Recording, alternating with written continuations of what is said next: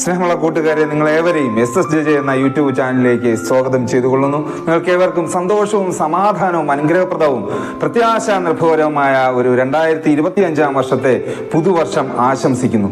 2024 വർഷത്തിൽ ലോകത്തിലുണ്ടായിരുന്ന എല്ലാ അനിശ്ചിതത്വത്തിന്റെയും അസമാധാനത്തിന്റെയും യുദ്ധത്തിന്റെയും പ്രതികൂല സാഹചര്യങ്ങളുടെയും അവസ്ഥകളെല്ലാം മാറി നമ്മുടെ ജീവിതത്തിലും ഒരു പ്രത്യാശയുടെയും പൊൻകിരണങ്ങൾ വിടരുന്ന ഒരു പുതിയ വർഷമായി തീരട്ടെ ഈ 2025 വർഷം. നാം എല്ലാവരും ദൈവത്തിൽ വിശ്വസിക്കുകയും ദൈവത്തിൽ ആശ്രയിക്കുകയും ചെയ്തുകൊണ്ട് മുന്നേറുന്നവരാണ്. അതോടൊപ്പം ദൈവത്തിൽ പ്രത്യാശ വയ്ക്കുകയും ദൈവത്തിൽ സന്തോഷം അനുഭവിക്കുകയും ആ പ്രത്യാശയിൽ രക്ഷയുടെ അനുഭവത്തിൽ സന്തോഷം അനുഭവിക്കുകയും ചെയ്യേണ്ടവരായി നാം മാറേണ്ടത് ഈ കാലഘട്ടത്തിന്റെ ആവശ്യമാണ്. നമ്മൾ വിശ്വാസത്തിന്റെ അടുത്ത പടിയാണ് പ്രത്യാശ എന്ന് നമുക്കറിയാമല്ലോ. വിശ്വാസം, പ്രത്യാശ, സ്നേഹം എന്നുള്ള ആ ഒരു പടിയായുള്ള വളർച്ചയാണ് പൗലോസ് അപ്പോസ്തലൻ 1 കൊരിന്ത്യർ 13 വാക്യത്തിൽ പറയുന്നത്. വിശ്വാസവും പ്രത്യാശയും തമ്മിലുള്ള ബന്ധം നമുക്കറിയാം. പിസ്റ്റിസ് എന്ന ഗ്രീക്ക് പദത്തിന്റെ അടിസ്ഥാനത്തിലാണ് വിശ്വാസം എന്നുള്ള പദം ഉണ്ടായിരിക്കുന്നത്. ദൈവത്തിന്റെ സ്വഭാവത്തിലും ദൈവത്തിന്റെ കൽപ്പനകളിലും അനുസരിക്കുന്നതും ദൈവത്തിൽ പൂർണ്ണമായി ആശ്രയം വയ്ക്കുന്നതുമാണ് വിശ്വാസത്തിന്റെ അടിസ്ഥാനം. ആശിക്കുന്നതിന്റെ ഉറപ്പും കാണാത്ത കാര്യങ്ങളുടെ നിശ്ചയവുമാണ് എന്ന് എബ്രായർക്ക് എഴുതിയ ലേഖനം 11 വാക്യത്തിൽ പറയുന്നത്. എന്നാൽ പ്രത്യാശ എന്ന് പറയുന്നത് എൽപിസ് എന്ന് പറയുന്ന ഗ്രീക്ക് വേർഡിന്റെ അടിസ്ഥാനത്തിലുള്ളതാണ്. ഭാവി വാഗ്ദാനത്തിന്റെ കുറിച്ചും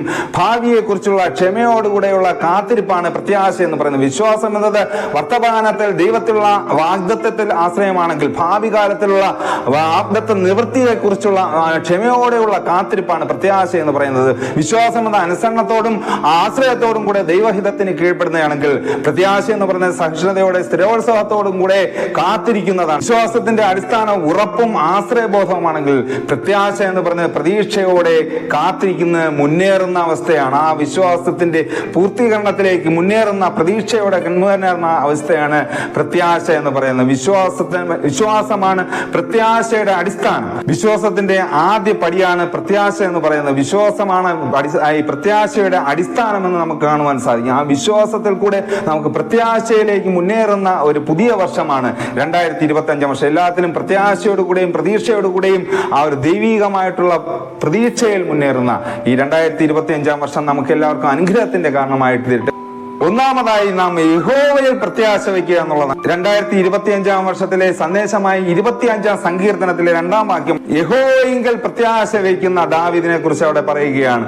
നാം യഹോവയിങ്കൽ പ്രത്യാശ വയ്ക്കണം. ഒന്നാമതായി ചിന്ത നാം ദൈവത്തിൽ പ്രത്യാശ വയ്ക്കുക എന്നുള്ളതാണ്. സകലത്തിനും ഇതേ സകലത്തിനും കാരണഭൂതനായ സകലത്തെയും ഭരിക്കുന്ന സർവശക്തനായ ദൈവത്തിൽ യഹോവയിങ്കൽ ആശ്രയിക്കുകയും യഹോവയിൽ പ്രത്യാശ വയ്ക്കുകയും ചെയ്യുന്ന വർഷമായി 2025 വർഷം നമുക്ക് ദൈവം ദാനമായി നൽകണം. നമ്മുടെ വിശ്വാസവും പ്രത്യാശയും രക്ഷിതാവും ദൈവവുമായ യഹോവയെങ്കിലാണെന്ന് ആ 25 സങ്കീർത്തനത്തിൽ ദാവീദ് പറയുന്നത്. അനേകം വാക്യത്തിൽ സങ്കീർത്തനങ്ങളിൽ ദാവീദ് തന്റെ ഈ പ്രത്യാശ ഗോപുരത്തെ ഉയർത്തി കാണിക്കുകയായിരുന്നു. 38 സങ്കീർത്തനം 15 വാക്യത്തിൽ യഹോവേ നിങ്കൽ ഞാൻ പ്രത്യാശ വെച്ചിരിക്കുന്നു, ആ തക്ക സമയത്ത് ഉത്തരമളും എന്ന് അവിടെ പറയുകയാണ്. തക്ക സമയത്ത് പ്രാർത്ഥനയ്ക്ക് ഉത്തരം നൽകുന്ന ദൈവത്തിന്റെ കരങ്ങളിൽ നമ്മെ സമർപ്പിച്ചുകൊണ്ട് യഹോവയെങ്കിൽ പ്രത്യാശ വെച്ചുകൊണ്ട് മുന്നേറുന്ന ദാവീദിനെ അവിടെ നമുക്ക് കാണുവാൻ സാധിക്കും. അതുപോലെ തന്നെ 39 സങ്കീർത്തനം 6-7 വാക്യത്തിലെ മനുഷ്യന്റെ പരിശ്രമത്തിനും ധനത്തിനുമെല്ലാം അപ്പുറമായി യഹോവയെങ്കിലുള്ള പ്രത്യാശയാണ് മനുഷ്യന് ആവശ്യമെന്ന് ദാവീദ് പറയുകയാണ്.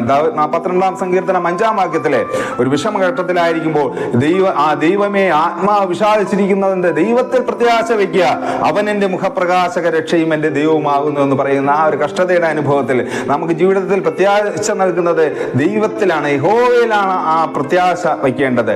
ആ കഷ്ടതയും നമ്മുടെ ജീവിതത്തിൽ ആത്മീയമായിട്ടും ശാരീരികമായിട്ടും എല്ലാം വിഷമം അനുഭവിച്ചിരിക്കുന്ന കാലഘട്ടങ്ങളിൽ ദൈവത്തിൽ പ്രത്യാശ വയ്ക്കുവാൻ, യഹോവയെങ്കിൽ പ്രത്യാശ വയ്ക്കുവാൻ, അവൻ നമ്മെ വിടുവിക്കും, അവൻ നമ്മെ രക്ഷിക്കും എന്നുള്ള ആ ഒരു ഉറപ്പോടുകൂടെ പ്രത്യാശയോടുകൂടെ മുന്നേറുവാൻ ഈ 2025 വർഷം നമുക്ക് സഹായിക്കട്ടെ, നമുക്ക് കഴിയട്ടെ. 62 സങ്കീർത്തനം 5 വാക്യത്തിൽ പറയുന്നു, ദൈവത്തെ നോക്കി മൗനമായിരിക്കുക, എന്റെ പ്രത്യാശ അവങ്കിൽ നിന്ന് വരുന്നു. ആ മൗനമായിരിക്കുക എന്ന് പറയുന്നത് ദൈവത്തെ നോക്കി ക്ഷമയോടെ കാത്തിരുന്നു കൊണ്ട് മുന്നേറുക, ആ പ്രത്യാശയിൽ മുന്നേറുക എന്നുള്ളതാണ്. തക്ക സമയത്ത് ദൈവം ഉയർത്തും. പ്രിയമുള്ളവരെ, അവൻ തക്ക സമയത്ത് നിങ്ങൾ ഉയർത്തുവാൻ ദൈവത്തിന്റെ ബലമുള്ള കൈക്കീഴിൽ താണിരിപ്പിൻ എന്നാണ് പത്രോസ് അപ്പോസ്തലൻ 1 പത്രോസ് 5-7 വാക്യത്തിൽ പറയുന്നത്. അങ്ങനെ ദൈവത്തിന്റെ കരങ്ങൾ താണിരുന്നു കൊണ്ട്, ക്ഷമയോടെ താണിരുന്നു കൊണ്ട് നമുക്ക് ആവശ്യമായുള്ള അനുഗ്രഹങ്ങളും ദൈവം നൽകുന്നതനുസരിച്ച് നമ്മൾ കരഗതമാക്കുവാൻ ഈ 2025 വർഷം ദൈവം നമ്മളെ എല്ലാവരും സഹായിക്കട്ടെ.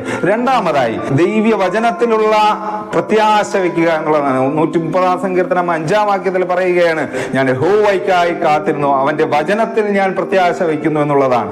ദൈവത്തോട് കാത്തിരിക്കുന്നത് പോലെ ദൈവ വചനത്തിൽ നാം ദൈവിക വാഗ്ദാനങ്ങൾ നാം മുറുകെ പിടിച്ചുകൊണ്ട് അതിനായി പ്രത്യാശയോടെ കാത്തിരിക്കുക എന്നുള്ളതാണ്. അതാണ് നമ്മുടെ വിശ്വാസത്തിന്റെ അടിസ്ഥാനം. ദൈവ വചനത്തിലുള്ള അടിസ്ഥാനത്തിൽ ദൈവികമായിട്ടുള്ള പ്രമാണങ്ങൾ അനുസരിച്ചുകൊണ്ട് ആ ദൈവവചനത്തിൽ പ്രത്യാശയോടെ പൂർത്തീകരണത്തിനായി കാത്തിരിക്കുക എന്നുള്ള 119 സങ്കീർത്തനം 74-ാം വാക്യത്തിൽ പറഞ്ഞ തിരുവചനത്തിൽ ഞാൻ പ്രത്യാശ വെച്ചിരിക്കുക, എന്റെ ഭക്തന്മാർ എന്നെ കണ്ട് സന്തോഷിക്കുന്നു. ദൈവവചനത്തിലുള്ള സന്തോഷത്തിൽ മുന്നേറുമ്പോഴാണ് നാം പ്രത്യാശയോടെ മുന്നേറുന്നവരായി മാറുന്നത്. 119 സങ്കീർത്തനം 114-ാം വാക്യത്തിലും നീ എന്റെ മറവിടവും പരിചയമാകുന്നു, ഞാൻ തിരുവചനത്തിൽ പ്രത്യാശ വെച്ചിരിക്കുന്നു എന്ന് പറയുകയാണ്. 119-47-ാം വാക്യത്തിൽ ഞാൻ ഉദയത്തിന് മുൻപേ എഴുന്നേറ്റ് പ്രാർത്ഥിക്കുന്നു, നിന്റെ വചനത്തിൽ ഞാൻ പ്രത്യാശ വയ്ക്കുന്നു. ദൈവികമായിട്ടുള്ള പ്രാർത്ഥനയിലും അതോടൊപ്പം ദൈവവചനത്തിലും മുറ്റിരുന്നു കൊണ്ട് ദൈവ വാഗ്ദാനങ്ങൾ പ്രാപിക്കുന്നതിന് വേണ്ടി മുന്നേറുമ്പോഴാണ്, ആ പ്രത്യാശയിൽ മുന്നേറുമ്പോഴാണ് ഒരു ക്രിസ്തീയ ജീവിതത്തിന്റെ ഓട്ടം നാം പൂർണ്ണതയിലേക്ക് പോകുന്നത്. പ്രിയമുള്ളവർ, നമ്മുടെ ജീവിതത്തിലെ ആ ക്ഷമയോടുകൂടെയുള്ള കാത്തിരിപ്പ് വളരെ അത്യാവശ്യമാണ്. പ്രാർത്ഥനയോടുകൂടെയും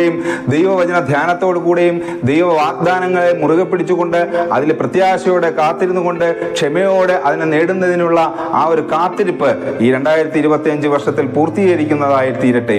ദൈവം അതിനെല്ലാവരെയും ദൈവം നമ്മെ സഹായിക്കട്ടെ. മൂന്നാമതായി, ദൈവം നൽകുന്ന രക്ഷയിൽ പ്രത്യാശ വയ്ക്കുക എന്നുള്ളത്. റോമർക്ക് ലേഖനം 8-ാം അധ്യായം 24-ാം വാക്യത്തിൽ പൗലോസ് അപ്പോസ്തലൻ പറയുന്നത്, പ്രത്യാശയാലല്ലോ നാം രക്ഷിക്കപ്പെട്ടിരിക്കുന്നത് എന്ന് പറയുന്നത്. നമ്മുടെ രക്ഷയും വിടുതലിലും ദൈവത്തിലുള്ള പ്രത്യാശയിലുമാണ് നാം ക്രിസ്തീയ ജീവിതം മുന്നോട്ട് നയിക്കുന്നത്. ദൈവം നമ്മുടെ വിശ്വാസത്താൽ, ദൈവത്തിന്റെ കൃപയാൽ നമുക്ക് നൽകിയ വിശ്വാസത്തിന്റെ പൂർത്തീകരണത്തിലേക്ക് പോകുന്നത്, രക്ഷയുടെ പൂർത്തീകരണത്തിലേക്ക് പോകുന്ന അനുദിനം നാം രക്ഷയിൽ വളരുമ്പോഴാണ്. നാം ലോകത്തിൽ ഈ രക്ഷയുടെ അനുഭവത്തിൽ ദൈവത്തിന് മുമ്പിൽ വിശുദ്ധിയോടെ നടക്കുമ്പോഴാണ്, ദൈവത്തിന്റെ മുമ്പിൽ വിശുദ്ധിയോടെ രക്ഷയെ പുതുക്കിക്കൊണ്ട് ആ രക്ഷയുടെ സന്തോഷം അനുഭവിക്കുന്നതിന് വേണ്ടി മുന്നേറുമ്പോഴാണ്, രക്ഷയിൽ പ്രത്യാശ വെച്ച് നമ്മുടെ ജീവിതം മുന്നോട്ട് നയിക്കുമ്പോഴാണ് നാം നിത്യജീവിതത്തിന്റെ ഓഹരിക്കാരായി മാറുന്നത്. പ്രിയമുള്ളവർ, 119-ാം സങ്കീർത്തനം 166-ാം വാക്യത്തിൽ പറയുന്നു, യഹോവേ ഞാൻ നിന്റെ രക്ഷയിൽ പ്രത്യാശ വയ്ക്കുന്നു എന്നുള്ളതാണ്. ആ രക്ഷയിലുള്ള പ്രത്യാശയാണ് നമ്മുടെ ജീവിതത്തിലെ വളരെ പ്രധാനമായിട്ടിരിക്കുന്നത്. രക്ഷാ സങ്കേതമായ യേശു ക്രിസ്തുവിൽ കൂടെയുള്ള ആ രക്ഷയുടെ അനുഭവത്തിൽ നമ്മുടെ രക്ഷയുടെ അനുഭവം പുതുക്കിക്കൊണ്ട് വിശുദ്ധിയിൽ നിന്ന് വിശുദ്ധിയിലേക്ക് അനുദിനം മുന്നേറുന്ന അവസ്ഥയാണ് ക്രിസ്തീയ ജീവിതം. കൃപയാൽ നമുക്ക് നൽകിയിരിക്കുന്ന രക്ഷയുടെ അനുഭവത്തിന്റെ പൂർത്തീകരണം വരുന്നത് ആ രക്ഷയുടെ പ്രത്യാശയിലാണ്. അനുദിനം നമ്മുടെ ജീവിതത്തെ രൂപാന്തരപ്പെടുത്തുകയും യേശു ക്രിസ്തുവിൽ കൂടെയുള്ള ആ കാൽവരി കുരിശിലുള്ള രക്തത്തിന്റെ അനുഭവത്തെ പുതുക്കുകയും ആ ശക്തി പ്രാപിക്കുകയും ചെയ്യുമ്പോഴാണ് രക്ഷയുടെ അനുഭവത്തിൽ നാം പ്രത്യാശ വെച്ച് മുന്നേറുന്നത്. അതൊരു പരിശുദ്ധാത്മാവിന്റെ സന്തോഷത്തിന്റെ അനുഭവമാണ്. പരിശുദ്ധാത്മാവിന്റെ അനുഭവമില്ലാതെ നമുക്ക് അത് നേടുവാൻ സാധിക്കുകയില്ല. ദാവീദ് തന്നെ പറയുകയാണ്, ആ രക്ഷയുടെ സന്തോഷം എനിക്ക് തിരികെ തരണമേ എന്നുള്ളത്. ആ രക്ഷയുടെ അനുഭവത്തെ നമുക്ക് തിരികെ വാങ്ങിക്കുന്നതിന്, തിരികെ പറ്റുന്നതിന് പരിശുദ്ധാത്മാവിന്റെ സഹായം വളരെ പ്രധാനമാണ്. റോമർക്ക് എഴുതിയ ലേഖനം 15-ാം അധ്യായം 13-ൽ പറയുന്ന, പ്രത്യാശ നൽകുന്ന ദൈവം പരിശുദ്ധാത്മാവിന്റെ ശക്തിയാൽ നിങ്ങൾ പ്രത്യാശയിൽ സമൃദ്ധിയുള്ളവരായി വിശ്വസിക്കുന്നതിലുള്ള സകല സന്തോഷവും സമാധാനം നിങ്ങൾക്ക് തരുമാറാകട്ടെ എന്നുള്ളതാണ്. അപ്പോ പരിശുദ്ധാത്മാവിന്റെ ശക്തിയാലാണ് ഈ രക്ഷയുടെ സന്തോഷത്തിൽ നമുക്ക് മുന്നേറുവാനായി സാധിക്കുന്നത്. അതൊരു ഭാഗ്യകരമായ അവസ്ഥയാണ്.